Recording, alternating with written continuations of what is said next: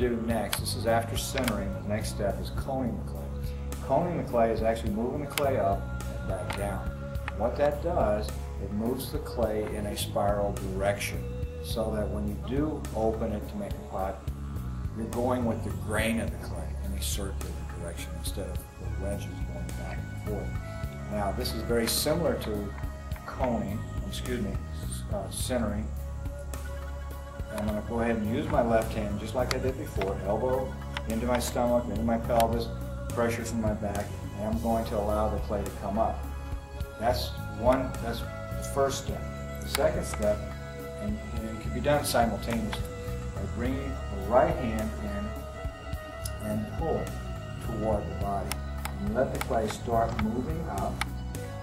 And then I want to round this off. I don't want this to go into a saucer shape, so I'm going to put pressure right on this corner with my right hand to round it off. Always rounding the top so that it goes up in a bullet shape instead of a sunken area. That's really important, because if you close that up, you'll close up lumps in the clay and you'll create lumps instead of taking lumps out. So I'm going to go ahead and do the same thing again. Press, squeeze, and then follow the clay up. Round the top of my left hand. Okay. Now, something I haven't said to this point is that you have to let go slowly. If you let go too fast, the clay goes off center. Because clay has axes, like the earth has an axis. But if I'm pushing on this, it bends. I don't know if you can see the clay bending. And staying on center. And let go real fast, it goes off center. You have to let go slowly for it to go back on center. Let go slowly, in slow motion, and it goes back on center. So everything you do on the wheel should be in slow motion. Never abruptly, never fast. Okay, so I'm going to squeeze the clay and then follow the clay after it starts to move up and round the top with my left hand. Always keeping the top round. I want to bring this clay in from the bottom.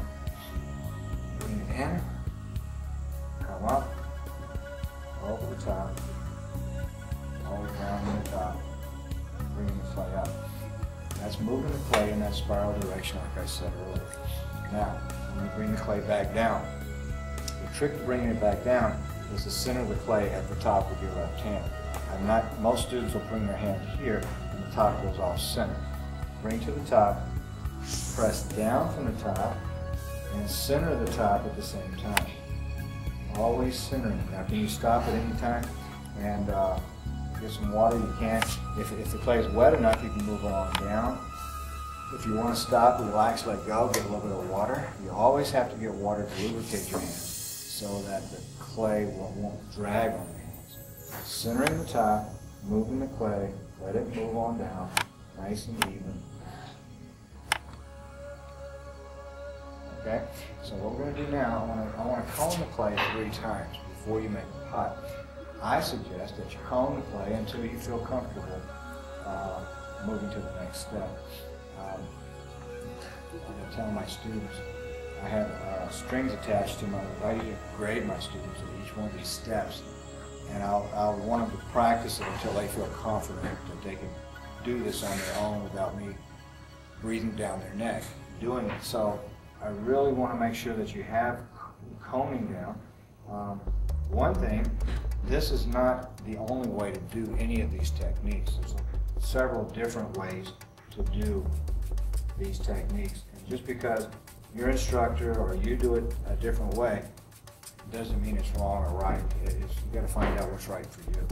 As long as the clay does this, I'm happy. I don't care how you do it. Squeeze, allow the clay to come up and come up behind it. I'm not pulling the clay up. I'm following the clay up. But I do have a little bit of pressure on it.